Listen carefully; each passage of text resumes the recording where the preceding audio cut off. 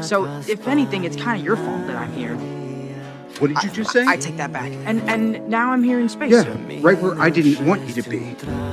Susan, call me eyeliners and field trip. This is all the way ticket. You hear me? Don't pretend you thought this through. I know you didn't. You could not have possibly thought this. You can't be a friendly neighborhood Spider-Man if there's no neighborhood. Okay, that didn't really make sense, but you know what I'm trying to say.